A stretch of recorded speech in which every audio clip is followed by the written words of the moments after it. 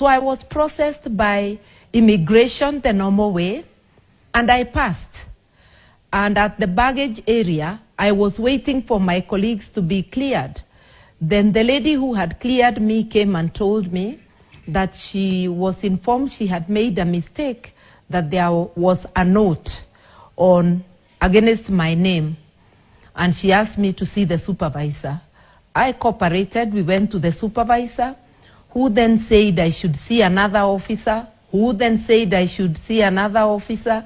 I ended up in the office of the principal immigration officer at the airport. They asked him what to do, and he asked them what the note said, and they said the note said they should deny entry, and he told them, go put it into effect. So I returned with them to their office. They do not exactly look like they know what to do. Then 2 officers come, I suppose junior immigration police officers. They take me to a side office and give me a form to fill. I declined to fill and told them we need to begin by them telling me why I'm being held, and I had already been allowed entry. I'm a holder of an East African passport, and I'm there legitimately. Can I be told which section of the laws of Uganda and which particular law I have broken? So they had no answer. They said they're acting on instructions, and I needed to fill the form. So I declined to fill the form. It was asking for my name, place of birth, details that are exactly on my passport. So I invited them to go photocopy the passport. And in the course of that conversation, one of them snatched my phone, one of my phones which I was holding on my hands, very rudely. And I told him he didn't have to act like a bully. He should have asked for the phone if he wanted it. And I asked him what law allowed him to snatch my phone.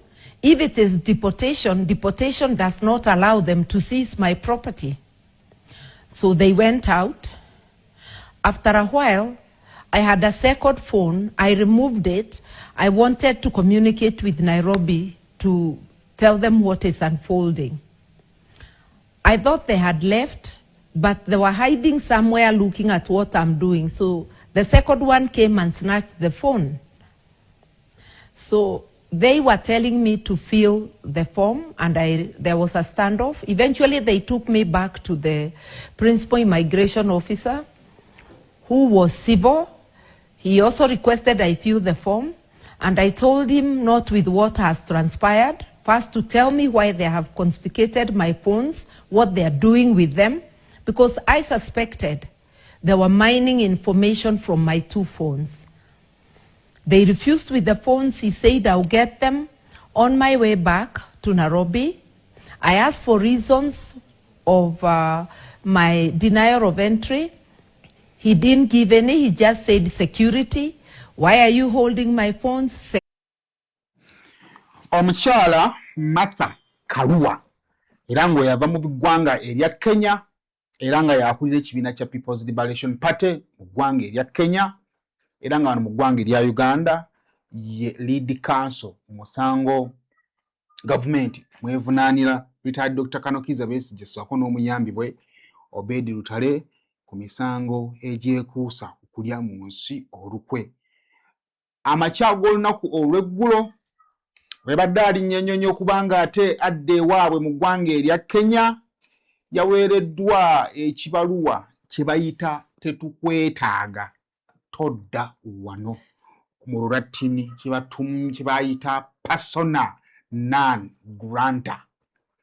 Mu kipapula ekyo kikuweebwa omuntu oba kiweebwa omuntu eggwanga nga limutegeeza nti nno todda wano maybe paka ng'ensonga zo zimaze okubanga ate zitunulwamu.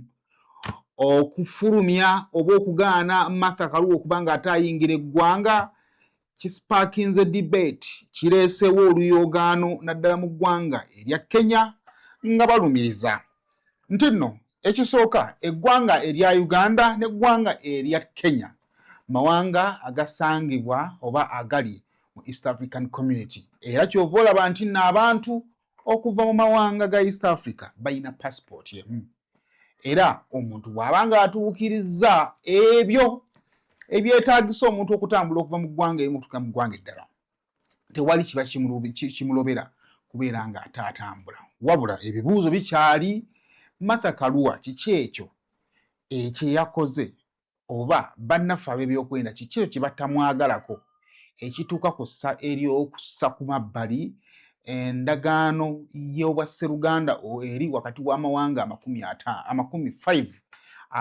amawanga 5 agakola East African Community era ekifaananyi ky'eggwanga Uganda wano we kituuse okuba nga kitambula ddala mu mawanga amalala twatuukawo ddi bino tubadde tubiwulira mu mawanga malala nga tuwulira nti nno abantu okuva mu ggwanga bwe riti eggwanga bwe riti lyabatisse ne libazaayo ewaabwe olw'ensonga bwe ziti Uganda erabika naye eyagala kwegatta ku mawanga ago agasalawo okutikka buli kiisi agezaako okuyingirira ebyobufuzi eby'eggwanga lya Uganda naddala nga tava mu ggwanga erya Uganda. Right Honorable Banita Aneta Among mulwadde nnyo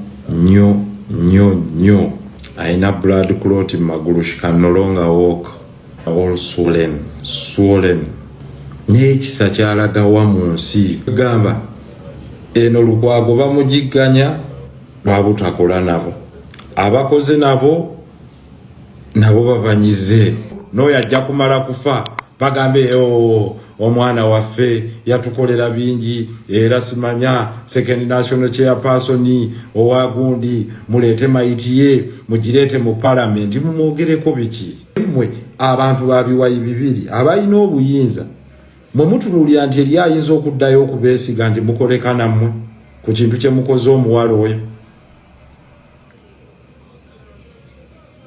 omusoto oba gubojjeza second national vice chairperson eyatuuzanga enkiiko z'aba chairperson anoonyeza akalu buli tteeka aliyisa buli kimu akiyisa saagala otunulire ekintu kino nga lenzi zino weebale nnyo Honorable Betty Nambooze kubaawo weebale nnyo Honorable Ssenyonyi Honorable Sewungu thank you ne kati ntunulira Anita oba mukazi wattu singa teyeegendera mu bino waliwo ekolera dde ebintu byo ozze kubeera mu bino okoze owoomereze mukamaawo olabe nti awangula ogenda kufiira waka Haji Elias Lukwago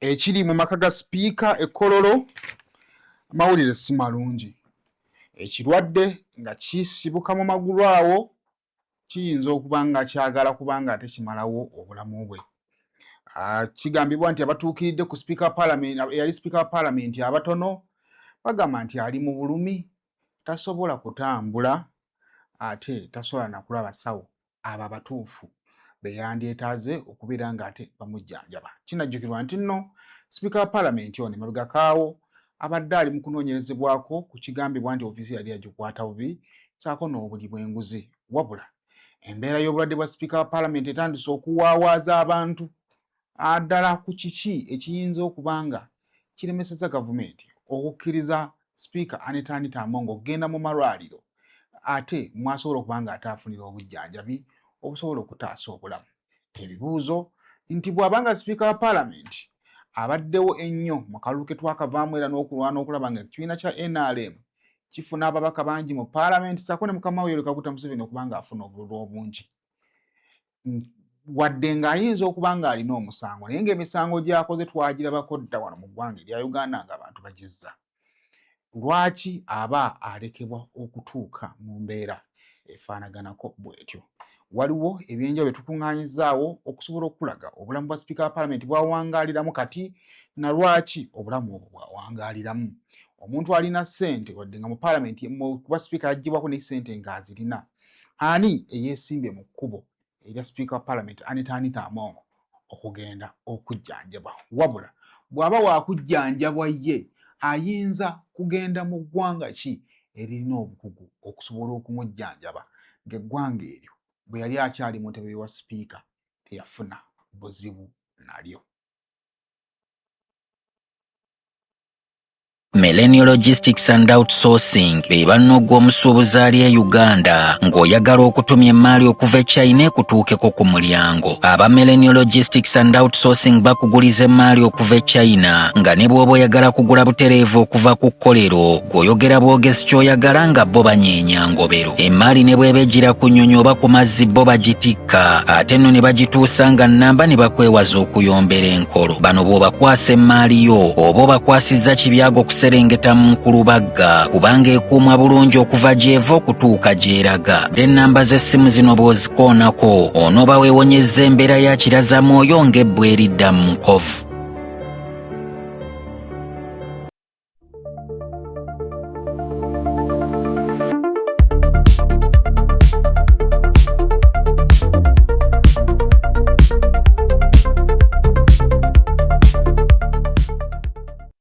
Waneza kusema official najo sinzira okubanga atotulaba nenkusaba okubeera nga tosubscribinga ku mukutu guno okusobola okubanga atofuna videos ezifanaganako bweziti najo wangala mu bitundu by'ensi nkubaza kubeera nga ate kooli abafuna notification nodduka okulaba biki bye tuba tugenda okubanga tukola bye tuba tukozeewo. Thank you so much. Naffe bwe tuli okulaba nga ate ekintu kino kitambulira ddala okusobola okubanga ate kitutuukira ddala bwe kirina okubanga kigenda. Kale kakati munzikirize embeere nga mbategeezaako kuba naffe aba Airtel baleese enkola empya naddala mmwe abaagala okubanga ate musasula zi bills okategedde bulungi nnyo. Gwe ayagala okubanga ate osasula omusolo gwa URA tugamba nti nno ng'okozesa enkola ya Airtel twasimaze dda okubanga tusimplifyinga abasasuzi b'omusolo n'engeri gye musolo okubanga mugusasulamu. Tugamba nti oyagala kusasula musolo, oyagala kusasula identification documents, oyagala kusasula business license, traffic fines n'ebirala bingi nnyo osobola okuba ddala okubanga tukozesa Airtel Money okusasula ebintu ebyo. Bakuba ekipapula bannange, sasula ekipapula tekikuleetera obuzibu, ojja tutuuka akaseera ng'oyagala okutambula naye ate ng'ate ku kimotoka olinako ekipapula tebakukwatire mu kkubo. Kakati kozesa bannaffe ba Airtel n'akasente konna k'ofunyeewo omeekinge sure nti nno ekyo okijjawo ate ne weeyongerayo. Kale kyangu nnyo geegatte weegasi ku Airtel ebintu biri nga tubikutambulira ddala bulungi. Kale basaba ne banya muzikiriza emere nga bategeeza ku bannaffe aba MD Auto Workshop era nga eno ojja kuba nga tutegeeza nti no bakanisi bapimpinga mmotoka. Wakagula akamotoka ko weetaaga omuntu agenda ogikupimpingira badde nsaba ompagireko ku baganda bange bano aba MD Auto Workshops. Kakati bakutegeeza nti nno bayina tinti w'emmotoka oli amalayo ng'oli mu mmotoka nga gwe gy'olaga olabayo naye ng'ali ebweru talina kyasobola kulengera mu munda mu mmotoka mw'oli. Okugata zi cassettes, amataala amalungi, obuwoowo bw'emmotoka, radio z'emmotoka, byonna nga bw'obirowoozaako basobola okuba nga tebabikukolerako. Kakati tukutegeeza nti bannaffe ba MD Motor Workshop tusange ku Kabuusu Crown Plaza after traffic lights oba Endeeba opposite Pearl Bank.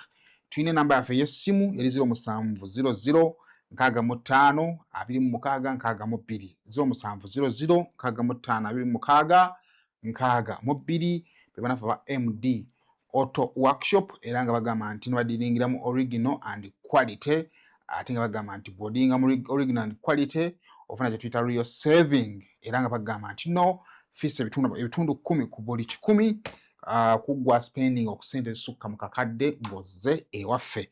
Nkwaniriza n'olunaku olwaleero ate twagala kulanga gitugenda okubanga tugambamu ebigambo ebyaleero we twasulidde ebyasuzeewo bingi ntandike kubiriwa tutandike ku mukyala ndoza Martha Karua. Kakati olunaku olw'ejjo twabategeezezzaako nti omukyala ono munnamateeka wa retired Dr. Kanukiza Besigye yabadde agaaniddwa okubanga ayingira eggwanga naye nga tetutegedde ekizibu kyavudde ku ki amawulire tubadde tugawulira bulijjo naye Martha bwe yatuuse e Kenya ate n'atubuulira oba n'atuwa emboozi eya buli kimu nga bwe kyabadde. Kakati Martha yatutegeezezzaako nti zagenze wala 2:50 yabadde mutaka mu kisaawe ku kisaawe ky'Entebbe era bwatu naayita mu process yonna omuli okuva ku nnyonyi genda ali picking luggage yo genda actually va ku nnyonyi genda ku immigration bakukubiremu picking luggage yo amala ofuluma oyingire eggwanga kakati mu process awo ey'okugezaako okubeera nga bamaze omukiriya nga bamukubiddemu n'ebifanaganako bwe bityo asobole okuba nga agenda opicking luggage ye ate omukyala yabadde amupiiking yabadde amukiriyalinze bwe yamugambidde nti ate sooka ojje waliwo ebitawedde. Actually ndowooza singa yabadde tali ne bano beebadde azze nabo osanga tebandimukutte naye mu kaseera ako yabadde yamaze okuba nga ayita mu checkpoints then ng'alinda banne beebadde azze nabo ababiri ate okusobola okuba nga teba proceeding okuba nga beeyongerayo. Omukyalo oyo yamututte wa mukama we ebyabadde mu ofiisi ya mukama we Martha Karua byanyumya bingi. Omwo mwe muli okumusikako amasimu ge, omwo mwe muli okwagala okumuteeka mu kaduukulu nga bw'alinda ennyonyi ye okubeera nga ate etuuka, omwo mwe mwabadde okwagala okumukaka okusayininga ekiwandiiko n'ebirala bingi nnyo. Era Martha Karua yatugattiddeko n'agamba nti nno ekipapula kino ekya persona non granta oba ekyagenda tetulina kye tukwetaaza mu ggwanga lyaffe Uganda tekyamuweereddwa mu kaseera bino byonna nga bigenda mu maaso. Kyamuweereddwa ng'ali ku nnyonyi ng'ayolekera waabwe Kenya ne irregularities endala nnyingi nnyo ye ze yasayitinze z'alowooza nti nno tezaatambudde mu mateeka. Kakati bino ebifaanaganako bwe biti twali tubirabyeko mu ggwanga erya Tanzania era bannamateeka be bamu abo era bannabyabufuzi Martha Karua baali boolekera Tanzania nga baagala kugenda kulaba ku ngeri omusango gwa Tundu Lissu oyo nno nga yali leader of opposition mu ggwanga erya Tanzania gye byali birina okuba nga ate bitambulamu era bwe batira abakulu ne bagaana okubeera nga ate bayingira eggwanga erya Tanzania. Kino nno oyinza okugamba nti nno kisipaakinze ate okwemulugunya n'okutolotooma naddala mu batuuze abali mu ggwanga erya Kenya. Jjukira eggwanga erya Uganda liyinza okuba nga lyeyunanye eggwanga erya Kenya okusinga eggwanga erya Kenya bwe lyeyunira eggwanga erya Uganda olw'ensonga nti obusuubuzi obusinga mu ggwanga erya kati eggwanga erya Uganda n'eggwanga erya Kenya bannayuganda bangi abagenda mu ggwanga erya Kenya okusuubulayo ebintu eby'enjawulo. Kitegeeza nti bannayuganda benjoyinga free entry and exit mu ggwanga erya Kenya. Era ne mu kaseera we twalabirako nga waliwo okuggala booda kivaayo ne kyogerwa kubanga tuli mu East African Community. Kakati ekibuuzo ekiriwo nti lwaki ye Martha Karua oba omudinayinga access okubeera nga ate ajja okuyingira mu ggwanga erya Uganda. Kakati ebimu ku ebirowoozebwako ekisooka gwe musango ogugenda mu maaso wakati wa Richard Dr. Kanukiza Besigye saako CDF n'abakulu b'amadembe ab'enjawulo era nga bano Martha Karua ne omuloodi w'ekibuga Kampala baavaayo ne bawalabanya CDF okugenda maaso nga tebamutwala mu kkooti nga bamulumiriza olw'ebigambo bye yayogera bye balowooza nti no byali byakukangakanga okutta Richard Dr. Kanukiza Besigye okwo nno kwe kuli ne prejudicial statements ze yakola ezireetera omulamuzi maybe okuwa ensala etali ntuufu ne lwakuba nti nno omuntu ow'amaanyi ali mu position nga CDF aba avuddeyo ye n'akikonfaminga. Jjukira omusango wa Dr. Kanukiza Besigye gukyali mu kkooti. Kakitegeeza nti okuleka nga kkooti evuddeyo ne kakasa nti nno ono omusango ogumuvunaana yaguzza. Singa wabaawo omuntu ow'amaanyi nga CDF ajja n'astampinga nti watta taata wange nange nja kutta, oyinza okugamba nti nno mu maanyi galina ne mu kapasiti mwali omulamuzi ayinza okuwalirizibwa okusalira Richard Dr. Kanukiza Besigye omusango waddenga ayinza obba tagukola ki tagulina. Era okulemesebwa kw'omukyalo n'okuyingira eggwanga n'okuweebwa ekibalwa kya persona non granta kitegeeza nti omusango gwa Richard Dr. Kanukiza Besigye gusigadde mu bbanga. Jjukira omuloodi w'ekibuga Kampala already ali mabega wa mitayimbwa n'olunaku olwo twategeezezzaako nti kkooti yagaanye okuba nga emuwa bail ate neesaba obudde olunaku olwo nti lwagenda okuba nga akomezebwawo okulaba oba bbeere n'amuweebwa. Kakati abadde asigaddewo Martha Karua abadde alina okubeera nga ate akuma abalala naye banafe aba immigration bamuganya okuyingira ate nga jjukira Dr. Kano Kizza Besigye ayinayo omusango ennaku z'omwezi 30 oba ayinayo lutula lwa kkooti ennaku z'omwezi 30. Kakati bakanso ki abagenda okuba nga barepresentinga omuloodi basobola okuba nga weebali naye babadde inflow of omusango gubadde gutambula okusobola okuba nga banaagwegattamu tewagenda kubeerawo kudda mabega.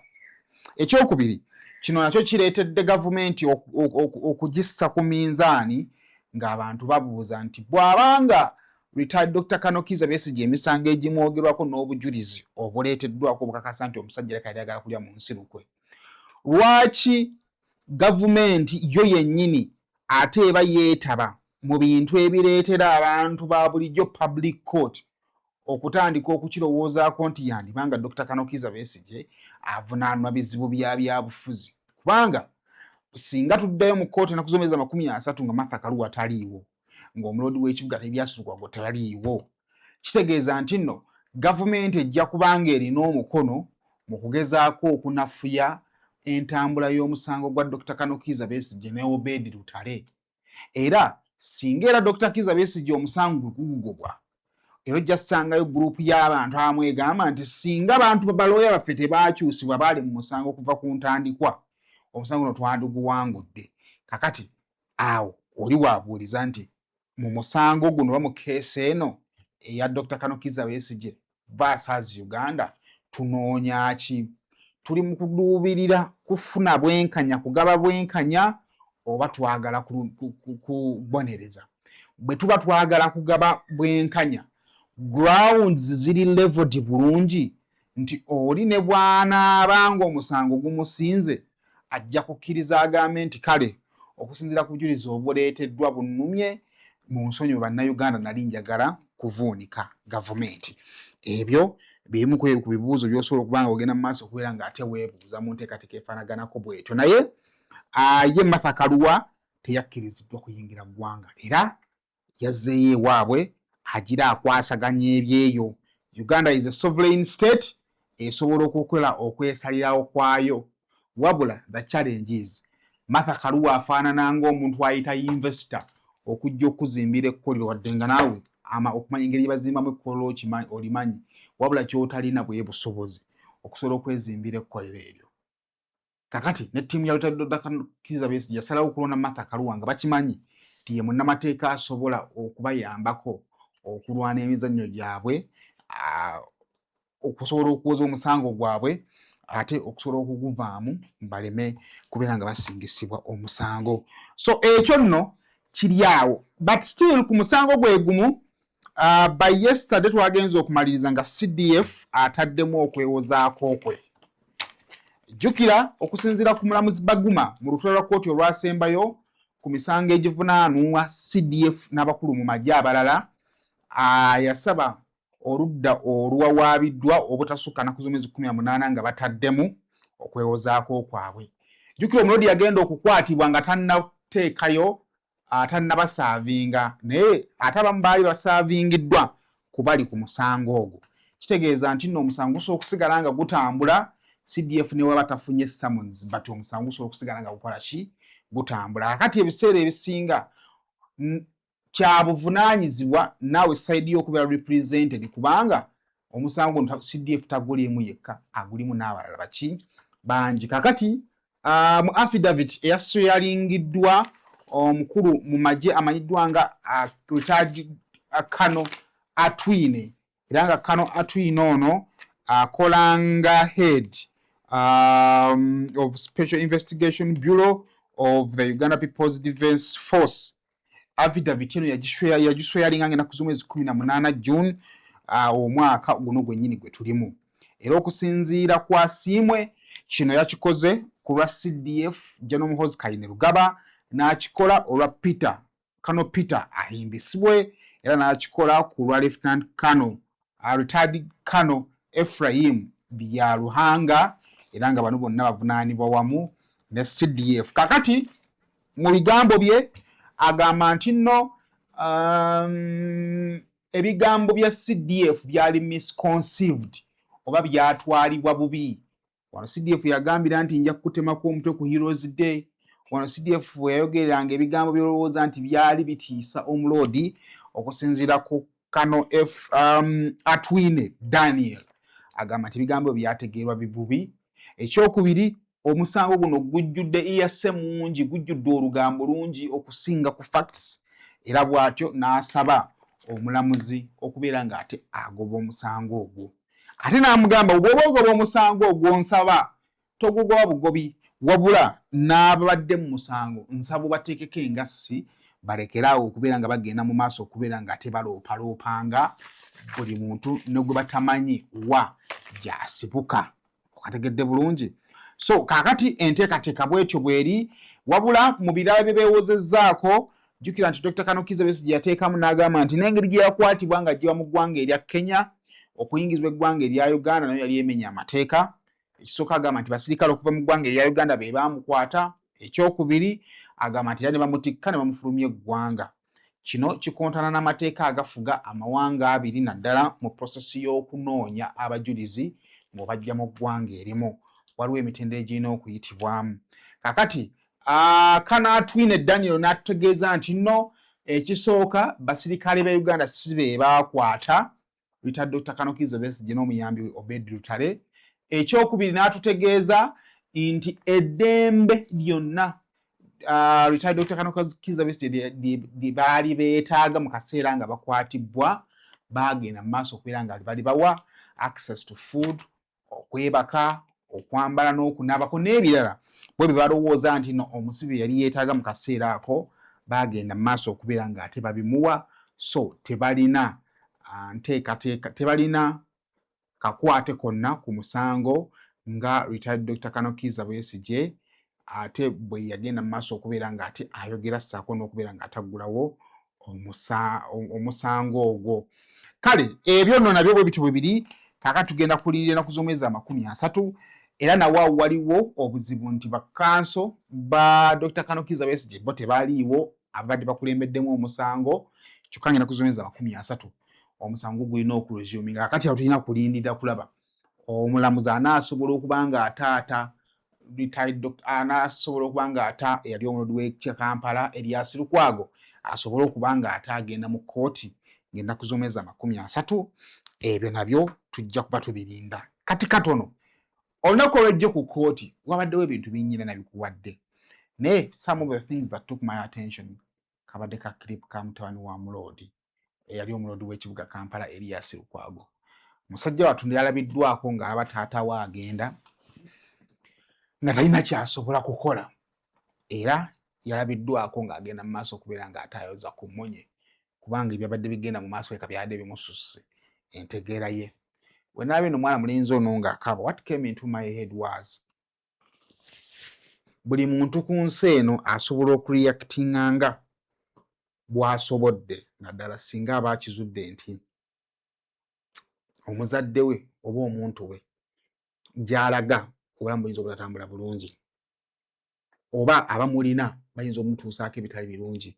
So now that reminds us ku byaliwo nga Solomon Kampala amagye gayingidde ewaka, bwe yalaba nga tewali akola ye kyalowooza nti kyali kimala, n'avaayo n'alumba ababaka ba Parliament. Now that justifies nti ekyamazima teri yandyagadde kulaba ku muzadde we ng'ayolekera ewali ennaku, naddala ng'embeera y'obulamu bwe ogikola ki, ogimanyi era ogiraba, oba okategeera bulungi. Naye kale tugenda banga tulindirira ate tulabe omuloodi bw'anazzibwa olunaku olw'enkya anaasobola okubeera ng'ate aweebwa bail oba temuweebwe. Kale ebyo nno bwe bityo bibiri ekiri e Kalangala essaawa zino kukunga ate abantu abagenda okuba nga ate bakuuma akalulu kubanga kampeyini zaggaliddwawo olunaku olw'eggulo, olunaku olw'enkya kwe kulonda, leero kuwummula. Ekibiina kya NUP buli kaseera kyongera kuyingula bampi na bawanvu okusobola okubeera part of the team egenda okulwana okubeera nga ate ekuuma akalulu kaabwe, kubanga okusinziira ku gye batambulidde yonna akalulu mu bantu bakalina, naye ekizibu kyabwe kwe kukuuma akalulu ako. onako olw'ejjo President Museveni yabadde n'olukuŋŋaana sayidi ezeeyo Nalukola byatunudde ku lukuŋŋaana era bigambo bye yagambye byensaba nsooke nkuwe tukomewo.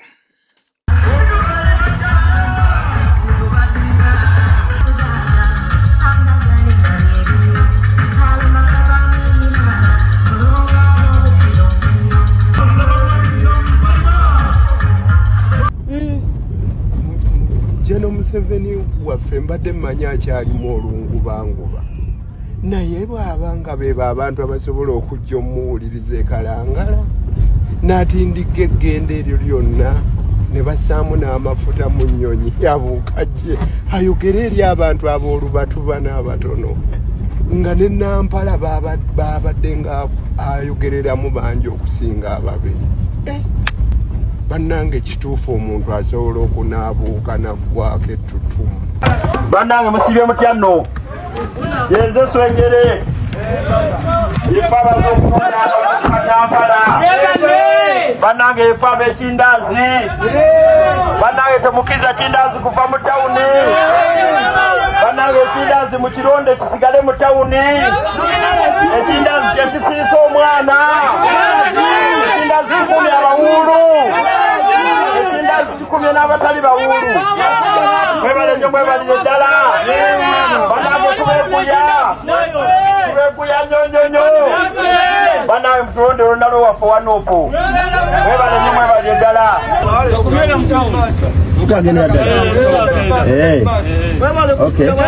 Ababbeko balekewo twegayidde mumuwe mwebale nnyo mwebalire ddala tukasaba muku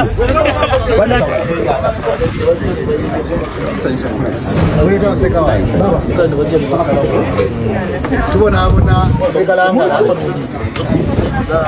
okunonya kalulu kati napunda tutyaga okuweereza njagala omubuli bwena kimasango wati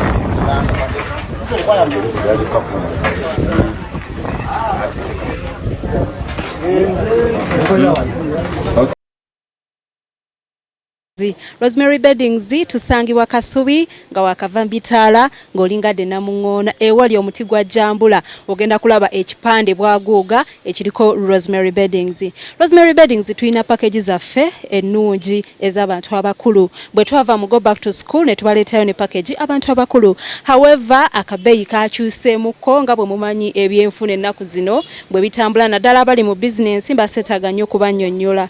Package yaffe eya 5 ku mukaaga ejirako omufaliso omulungi ogwa rose form omunene guno gwolaba ne tukuweerako essuuka ne tukuweerako fiber pillows ne tukuweerako bed cover bwaguuga ne tukuweerako akatimba byonna ebintu ebyo 5x6 ogenda kubifuna ku mitwalo 41 nnya ku mukaaga era omufaliso gusigala gwe gumu ne tukuweerako essuuka ne tukuweerako akatimba kuweerako pillows era wamu ne bed cover tugenda kuwera ku mitwalo kati 36. Ebbeeyi eno esobola okubanga ekyuka olw'embeera kati nga bwe mugimanyi ng'ogyeko package tulina night dresses ennungi abagala amasuka ga hotel abalina Airbnb mujje ku Rosemary Beddings tuziba designingire ensawo z'oku mugongo ensawo z'abagole byonna wojja wano ku Rosemary Beddings bed covers nyongezo bajjukiza nti package zino emiwendo gino for now gye tuliko wanaabaawo enkyukakyuka yonna tujja kubate tubategeeza mbeere bulungi mu ngeri okutiwagira.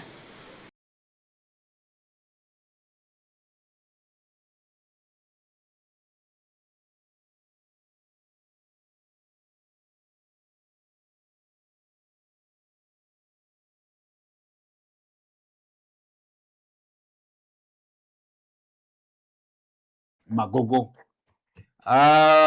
essaawa zino nga mubaka owe district y'e Bukedea ebiriva ewuwe si birungi. Ebimu ne Bonsireko yasobodde okubeera nga ate abibuulira eggwanga ebisobola eggwanga okutegeerwa ebitasobola kutegeerwa ggwanga ne bisigala wakati we ne Speaker wa Parliament. Speaker wa Parliament oyo gwe mumanyi ayambala engoye ne zituula ku mubiri gwe atambulira mu mmotoka ag'ebbeeyi awunya obulungi ng'oba omusisinkanyeeko asmilinga mu kaseera bw'aba yeetaagisizza okusmilinga n'ebirala by'oyinza okuba ng'omumanyiiko essaawa zino bw'omulaba oyinza okubuuza nti ate omukyalo ono y'ani? Bamala kugamba nti oyo gwe twogerako ye yali Speaker wa Parliament Anita Among. Olwo n'olyoka otegeera nti obadda gwendi naye. Among byonna ebimuluma tebibuliddwako ssente zibijjanjaba kubanga n'entebe ze badde atuddemu nga Speaker wa Parliament ng'omumyuka wa Speaker waliwo ensako erambikiddwa obulungi esobola okumuyamba okusobola okuba nga ate atambuza obulamu. Wabula ebyo byonna ne ssente zonna zajja mu bizinesi z'endala tebisobola kumuyamba olw'ensonga nti Speaker wa Parliament takyasobola kwetaaya, takyasobola kutambula, takyasobola kugenda w'ayinza okugenda nga bwe yali akikola emabegako awo. Kakati details z'obulwadde. Speaker wa Parliament oyo wakati mu nnyingo wakati w'ekigere ekitambula n'okugulu okuwanirira ekigere wakati awo mu nnyingo kigambibwa nti nno we wava obuzibu era nga mu simple check-ups ezimukoleddwako ne abakugu naye nga bibulamu bamutegeezezzaako nti wandibanga waliwo possibility ya blood clot mu magulu ge. Wabula ebyo byonna ebyogerwako byetaaga okukakasibwa abakugu okwongera okumanya ddala kiki ekiyinza okuba nga kireetera eyali Speaker wa Parliament Anita Among okuzimba amagulu we twogerera. Kakati okusinziira ku biriwo Speaker wa Parliament tasobola kuva waka olw'ebyo bye yali ayitamu emabegakaawo. Ekyokubiri, Speaker wa Parliament takyalina bantu bamwetoolodde mu bulamu bwe nga bwe bwali luli. Tunajjukirwa nti nno mu kaseera ak'enkyukakyuka eyali egudde mu Parliament abantu bonna abaali beesemberedde eyali Speaker wa Parliament baawabulwa okujooka babeere nga bamwesonyiwamu asooka amalirize ebyali bimwambadde. Era twalabako n'abo abaali bagenda mu maaso kubira nga ate beesisigiriza nga bakwatibwa era nga waliwo n'omukyala ndowooza ava mu disitulikiti y'e Maracha Embasa erabidde eyakwatibwa ku bigambibwa nti no yasangibwa mu maka ga Speaker wa Parliament. Kaakati nno bw'atyo Anita Among n'asigala mu nnyumba almost omu. N'asigala ng'abo osanga abandi badde bamuyambako okumunoonyeza solutions tasobola kubalwikinga gye bali olw'ensonga nti n'ebyo communication ye ate si birungi. Kinajjukirwa nti Speaker wa Parliament oyo yavaayo emabegakaawo ne yeekubira omulanga naye kiyinza okuba omulanga ogwo tegwawulirwa olw'ensonga nti eggwanga lyali likyalina bingi byali bikyamira.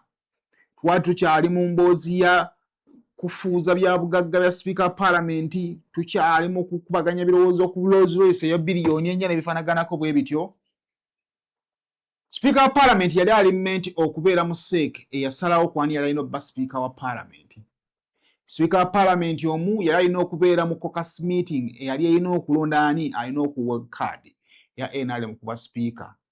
Era Speaker wa Parliament abadde asuubirwa ku mikolo gyonna egiri official egy'eggwanga wala mikolo gyonna egisoba mu mikolo 7 kati Speaker wa Parliament oyo talabiddwako. Wabula emabegakaawo Speaker wa Parliament oyo yawandiikira ebbaluwa ng'awandiikira ssaabawandiisi w'ekibiina kya NRM amanyiddwa nga Richard Todong ng'amutegeeza nga bwe tajja kusobola kugenda Ntebe mu caucus meeting era ng'ensonga gye yamuwa yamugamba ekisooka emmotoka ze zonna zaali zimaze okuba nga ziboyebwa era nga ye talinamu asobola kutambulira kugenda Ntebe. Naye n'atakumuko n'ategeeza nga naye bannaffe ab'ebyokwerinda bwe baali abangi abaali bayiiriddwa mu maka ge era nga ne bano yali tali sure ku kiki kituufu kye baali bakyanoonya naddala mu kaseera nga gavumenti yali emaze okuba nga ekola searches zaayo era bw'atyo ng'agamba yali mweraliikirivu eri obulamu bwe. Kakati bino byonna bigenza okutuukawo nga tetunnafuna notification nti amamotoka ga Speaker wa Parliament gaali gamuddiziddwa. Bino byonna bigenza okutuukawo nga tetunnafuna notification oba abasirikale abangi abaali bayiriddwa mu makaage baali bavuddewo era bino bigenza okutuuka mu maaso ng'emabegakaawo omutume Daudi Kabanda yali atutegeezezza ti Speaker wa Parliament era yali muyi emabegako era bw'atyo n'amuwa amagezi okwogerako n'omukulembeze w'eggwanga amuyambe okubanga ate amukiriyalinga osanga agende ebweru w'eggwanga asobole okubeera ng'ate ajjanjaba. Wabula lwaki Speaker wa Parliament oba yali Speaker wa Parliament n'asaasira atuuka mu kaseera ak'okufa obukalaga omukyala biliyoniya, omukyala yali alina ebitiibwa bye era ng'akyabirina. Kiki ekiyinza okuba nga kimutuusizza mu mbeera eyagala okufaanaganako bw'ati? Kakati nga n'ebya gavumenti byegenda mu maaso okubeera ng'ate emunoonyerezaako okyabitadde ku mabbali era ne gavumenti bw'emuta yali Speaker akyalina obuzibu ku limited choices of hospitals mwalina okugenda naddala singa kituuka ng'alina okugenda ebweru w'eggwanga. Kinajjukirwa nti amawanga okulinga eggwanga erya Bungereza okuli eggwanga erya Amerika gaavaayo ne gamusanctioninga oba ne gamugaana okuddamu okulinnya mu mawanga ago. Era bwe yali ali Speaker wa Parliament yavaayo n'ategeeza nti tewali ggwanga lyonna liyinza kumubuza mmere kasita asigala nga visa emutwala ebukeddeya agirina. Kitegeeza ki? Nti era ne kati Speaker wa Parliament ne waabanga gavumenti emukkiriza okugenda jjanjabwe agenda kufuna obuzibu okusalawo ggwanga kiri alina okugendamu kubanga waliwo amawanga agamu gatasobola kugendamu olw'engeri oba olw'enkolagana eriwo wakati we ate n'amawanga ago. Nakutegeezezzaako nti ekyokubiri banne we yandibadde asala n'ab'amagezi okumanya ddala tuyinza kukola ki okubeera nga tugenda mu maaso okubanga tutaasobola mu bwe yali Speaker wa Parliament. Abamu tebakyasobola kujja waali kubanga batya bakamaabe okubulaba oba okunabo okufuna ebizibu ate byalina nabo okubeera nga bagenda mu maaso nga bagabanako ku bizibu ebyo.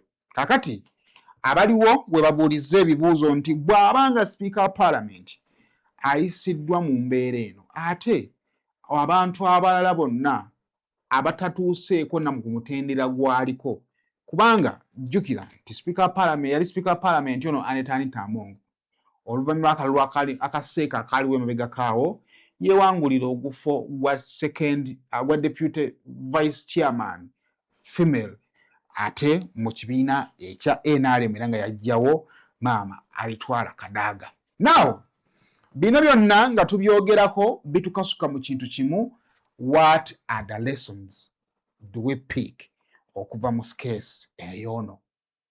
Oyinza okugamba nti nno waliwo olumu Honorable Kyagulanyi yali ayogera n'agamba nti nno ne bwogezaako okwagala okufaanana nga bo tolibeera bo. Ebyo byali bigambo ye. Wabula wakati ng'ebigambo ebyo weebiri oyinza okugamba nti nno ekyokuyiga ekinene abakulembeze kye bayiga mu nteekateeka egenda mu maaso ku Speaker wa Parliament engeri gy'ayisiddwamu n'ebikyagenda mu maaso nga bitambulira ku bulamu bwe kwe kuteerabira kuweereza bantu. Ebiseera ebisinga abantu bagamba nti nno bw'otandika okukolera abantu oyinza okutomera naye mu kaseera nga ab'amaanyi oba nga abali waggulu bakuvuddemu osigala mu bulamu bw'ensi eno ng'olina bantu. Kyova olaba nti ali ku ludda oluvuganya gavumenti weetaaga abantu n'ali ku ludda olwa gavumenti lwennyini weetaaga abantu.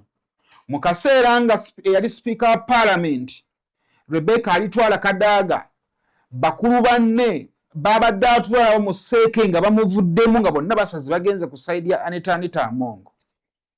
Ekiswalo kyonna kye yafuluma nakyo mu lukuŋŋaana lwa Seeke abantu b'e Busoga baasalawo ne bagamba nti tugende ku Nile twanirize maama.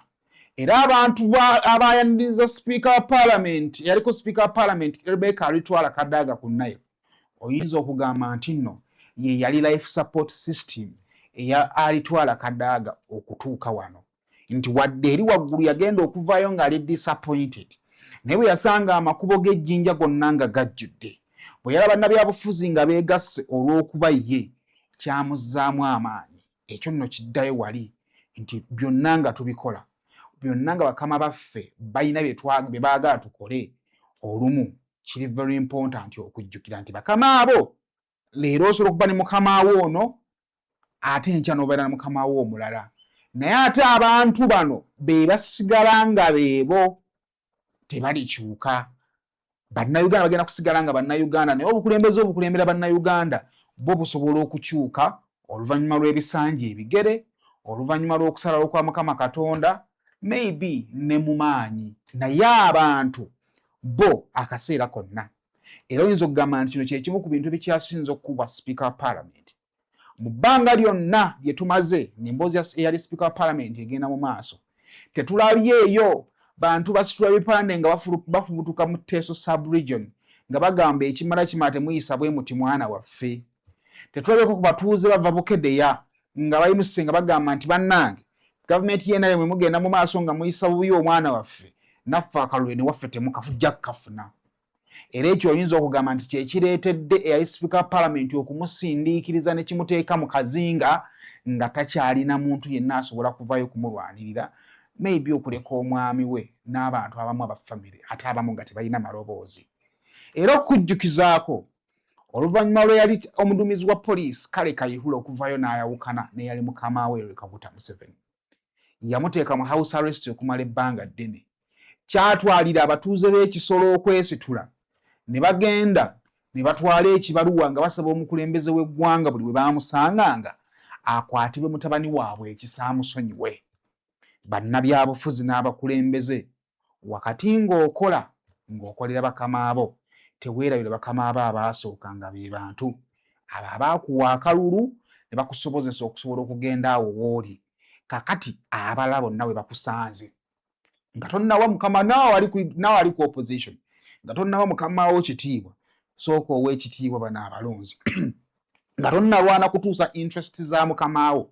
Bakama abo abaasookera ddala abalonzi bo bazirinamu interest. Bwe bati bazirinaamu interest, obakkakkanyizza otya emmeeme okusobola okuyisawo ebya mukama wo ate n'ebyabakama abo abantu abangi ng'obikoze. Kyekintu Rebecca Daga kye yakolanga bwe mwatukanga ku floor ya Parliament ng'akimu etteeka lijja kuyita naye ng'abaopposition abawa omukisa nga mwecca. Bagenda okuyisa etteeka ng'era omuntu wa bulijjo afunyemu ekirowoozo nti era kale Mama Kadaga atukoze ekyatulwaniriddeko. Kisobola okulabika ng'ekyekiguumaaza, naye ate mu bulamu obw'ensi olumu weetaaga okuguumaaza okusobola okukuuma ekifaananyi kyo nga kitambula bulungi. We are yet to find out kiki ekigenda okuba nga kivaayo okukolebwa Speaker wa Parliament. Gavumenti eno eyinza okuleka Speaker wa Parliament n'avunda amagulu mu nnyumba nga tebamulese kugenda kujjanjabwa, era bw'aba waakujjanjabwa agenda mu malwaliro ki, kubanga e Bungereza ne mu Amerika takyasobola kulinnyayo. Ebirala tugenda bbanga tubibawa bwe nnaakomawo.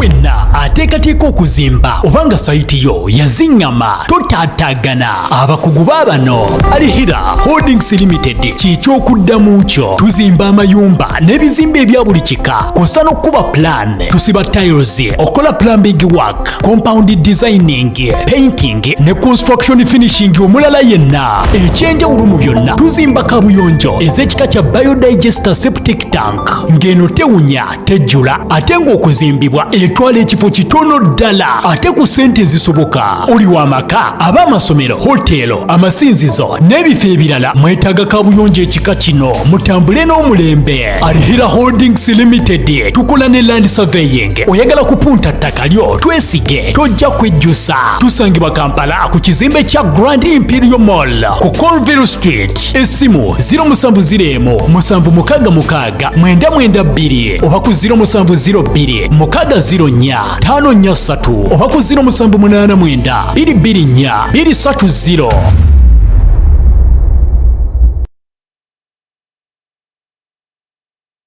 Meet our passionate creator, ready to bring ideas to life at Truth Design Academy. From mastering graphic design to creating stunning visuals, this is where creativity begins. But design is just the start. Lights, camera, action. Exploring the world of filmmaking is just as exciting. With hands-on experience, every challenge turns into a learning opportunity and success is just a step away. At Truth Design Academy, we offer courses in graphic design, film production, digital marketing, website design, 3D animation, and photography, including drone technology. Your creative journey starts here. Enroll today and turn your passion into a profession.